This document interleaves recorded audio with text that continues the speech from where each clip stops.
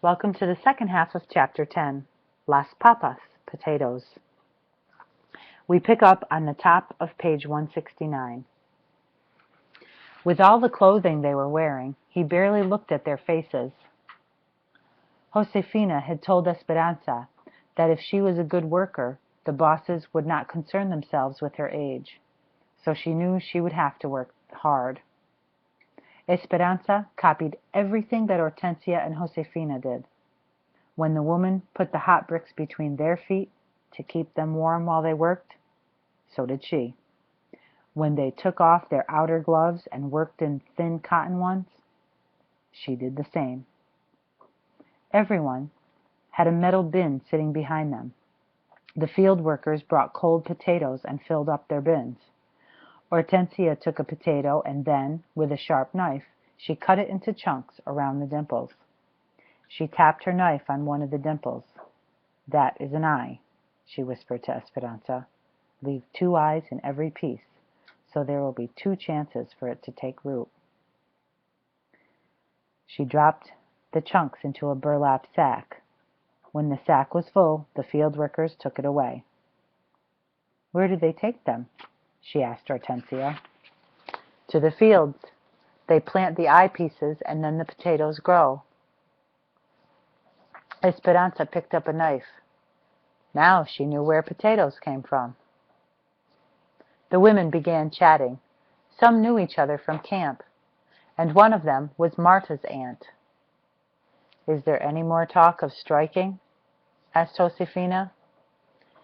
"Things are quiet now, but they are still organizing," said Marta's aunt. "There is talk of striking in the spring when it is time to pick. We are afraid there will be problems. If they refuse to work, they will lose their cabins in the migrant camps, and then where will they live? Or worse, they will all be sent back to Mexico." "How can they send all of them back?" asked Hortensia. "Repatriation," said Marta's aunt. "La migra," the immigration authorities, round up people who cause problems and check their papers. If they are not in order, or if they do not happen to have their papers with them, the immigration officials send them back to Mexico. We have heard that they have sent people whose families have lived here for generations, those who are citizens and have never even been to Mexico." Esperanza remembered the train at the border and the people being herded onto it. She had been thankful for the papers that Abuelita's sisters had arranged. Marta's aunt said, "There is also some talk about harming Mexicans who continue to work."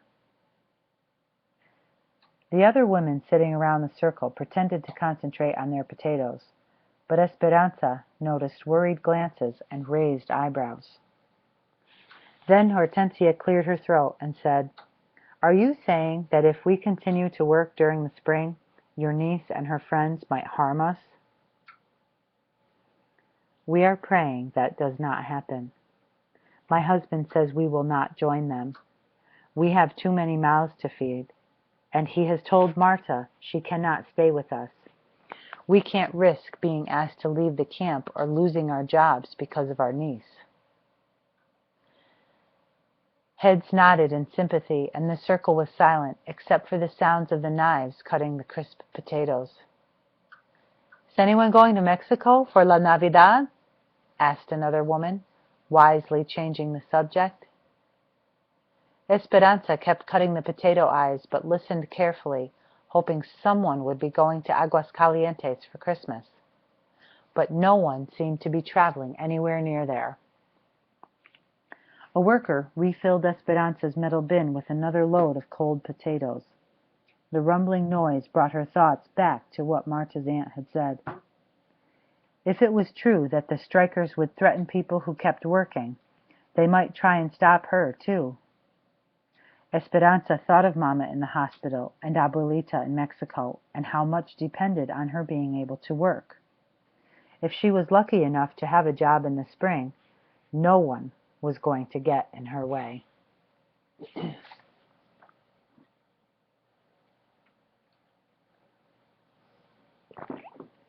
A few nights before Christmas, Esperanza helped Isabel make a yarn doll for Sylvia, while the others went to a camp meeting.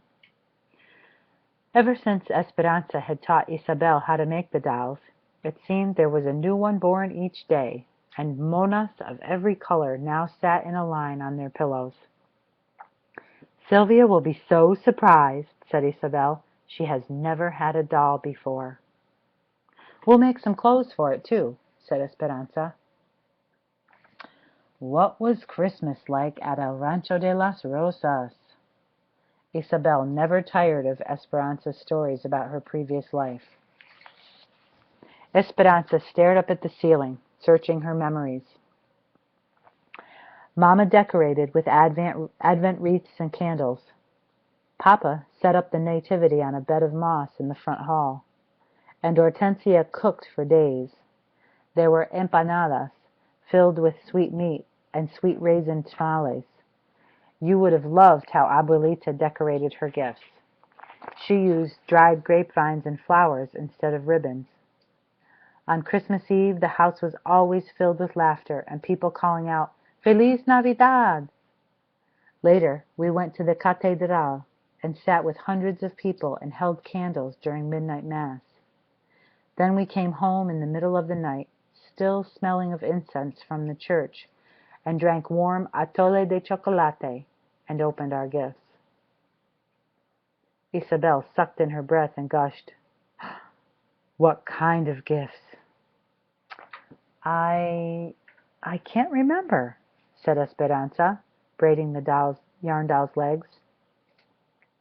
"All I remember is being happy." Then she looked around the room as if seeing it for the first time. One of the table legs was uneven and had to be propped by a piece of wood so it wouldn't wiggle. The walls were patched and peeling. The floor was wood plank and splintery, and no matter how much she swept, it never looked clean. The dishes were chipped and the blankets were frayed, and no amount of beating could remove their musty smell. Her other life seemed like a story she had read in a book a long time ago. Un cuento de hadas, a fairy tale. She could see the illustrations in her mind, the Sierra Madre, El Rancho de las Rosas, and a carefree young girl running through the vineyard. But now, sitting in this cabin, the story seemed as if it were about some other girl, someone Esperanza didn't know anymore. "What do you want for Christmas this year?" asked Isabel. "I want Mama to get well. I want more work. And—" She stared at her hands and took a deep breath. After 3 weeks of potato eyes, they were dried and cracked from the starch that had soaked through her gloves. "I want soft hands. What do you want, Isabel?" Isabel looked at her with big doe eyes and said, "That's easy. I want anything." Esperanza nodded and smiled. Admiring the completed doll, she handed it to Isabel, whose eyes, as usual, were excited. They went to bed, Isabel in her cot and Esperanza in the bed that she and Mama had slept in. She turned toward the wall, yearning for the holidays of her past, and repeated what was becoming a nightly ritual of silent tears. She didn't think anyone ever knew that she cried herself to sleep until she felt Isabel patting her back. "Esperanza, don't cry again. We will sleep with you if you want." "We?" She turned toward Isabel, who was holding the family of yarn dolls. Esperanza couldn't help but smile and lift the covers. Isabel slid inside, arranging the dolls between them. Esperanza stared into the dark. Isabel had nothing, but she also had everything. Esperanza wanted what she had. She wanted so few worries that something as simple as a yarn doll would make her happy. On Christmas Day, Esperanza walked up the front steps of the hospital while Alfonso waited in the truck. A couple passed her, carrying gifts wrapped in shiny paper. A woman hurried by, carrying a poinsettia plant and wearing a beautiful red wool coat with a rhinestone Christmas tree pinned to the lapel. Esperanza's eyes riveted on the coat and the jewelry. She wished she could give Mama a warm red coat and a pin that sparkled. She thought of the gift she had in her pocket. It was nothing more than a small, smooth stone that she had found in the fields while weeding potatoes.